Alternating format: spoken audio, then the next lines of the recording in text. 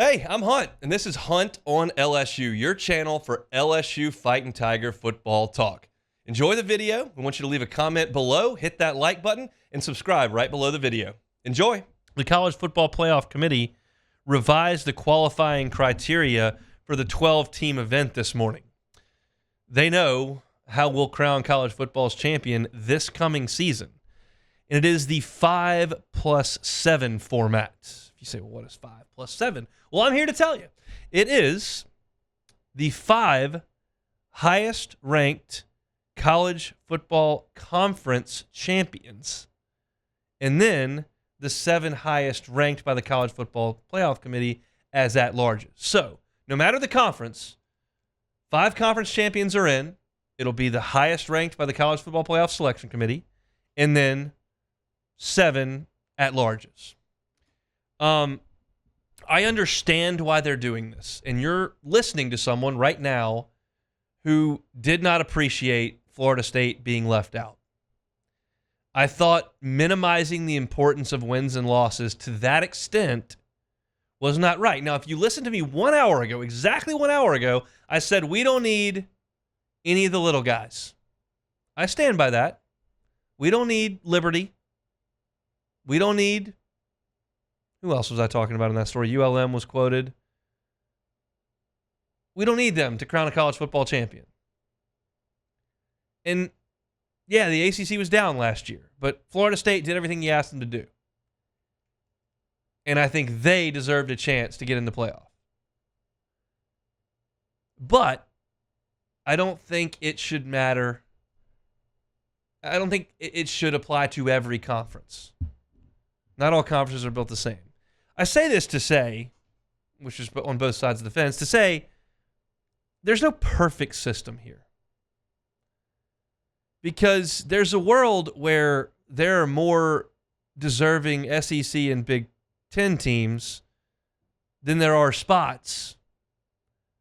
And the teams who played a far lesser schedule are elevated. I point to Cincinnati in the 4-teamer.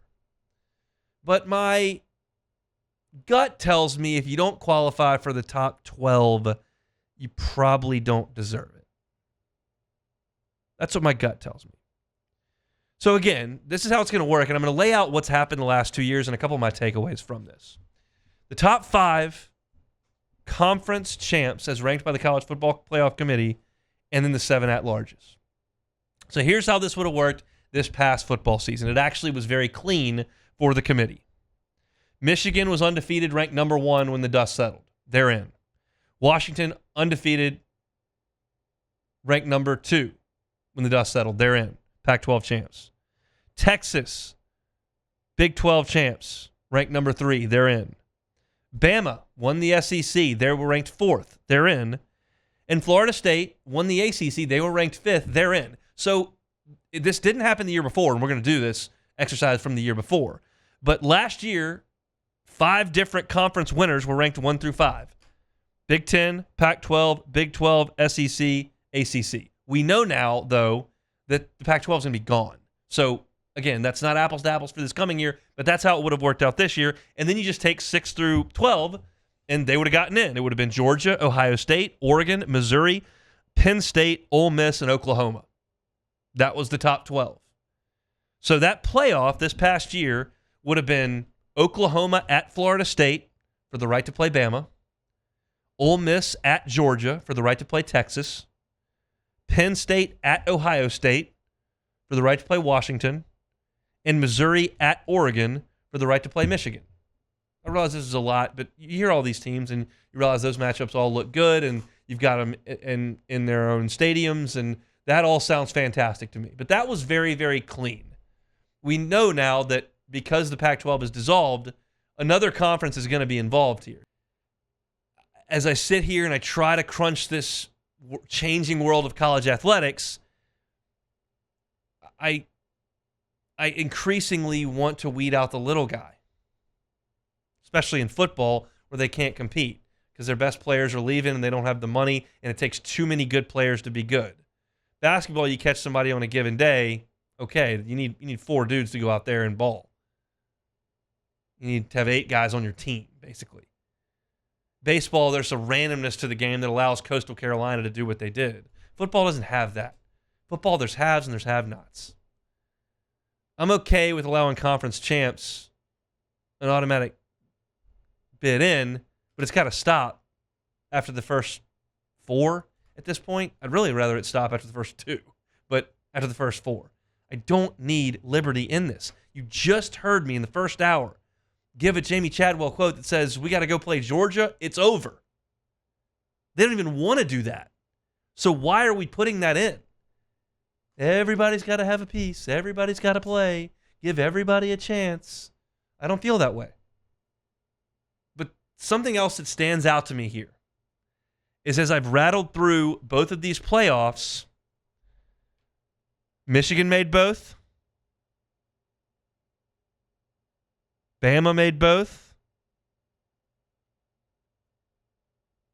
And as I keep going down the list, Penn State made both. Why is that interesting?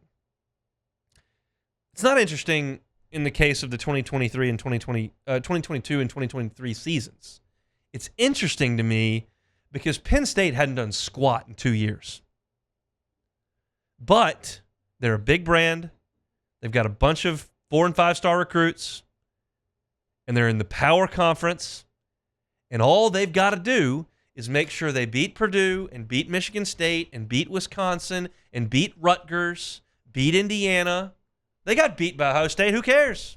Got beat by Michigan? Well, you don't get a bye, you don't get a home game, but you're in. And I believe that comp works for LSU. I would like it if LSU went to Georgia and won and beat Texas in Tiger Stadium and went undefeated. And if they do that, they'll be the 1 seed, and they'll have a bye and have a great opportunity to advance through, and they'll obviously have a great team. But the opportunity remains to go to Tuscaloosa and lose, or have Oklahoma come here and beat you. Because Penn State's lost a couple games the last 2 years. They found themselves ranked 11th and 10th in those end-of-season polls in the playoff.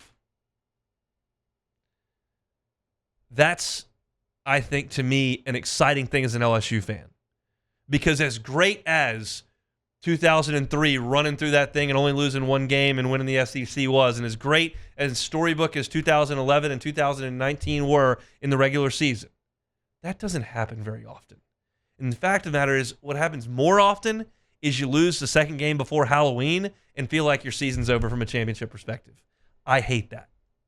I hate it. In this format, Penn State has proven it over 2 years with the same committee that, hey, you can have a hiccup against the really good teams. Just make sure you win the games you're supposed to win. And you'll have a very difficult road to get in, because in these 2 situations, Penn State was going to have to go to Bama this 2 years ago. They're going to have to go to Ohio State last year. That ain't easy, but you're in. You're playing. I like that. And there are a lot of you out there that say, no, I like the importance of regular season games and the fact that Ohio State couldn't beat Michigan, kept them out this past year, and that's the way it should be. And I'm not telling you you're wrong. I'm just telling you that I don't feel that way. This is a subjective thing.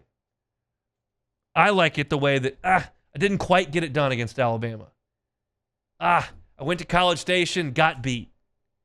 Florida came in, they got us. Not in the same year, 3 games, but you get the point. Like, the season's not over. I've lost 2 games. It's a tough road. I got to go to Tuscaloosa. I got to go to the big house. I got to go out to Oregon or whatever the case may be.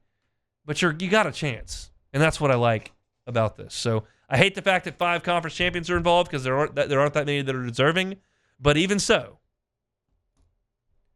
I think, as we know, because it's 12 and not 4, you've got a better chance to get in. And I think Penn State is the exact argument and presentation of that, because they have not done anything important in 2 years except beat the teams at stake.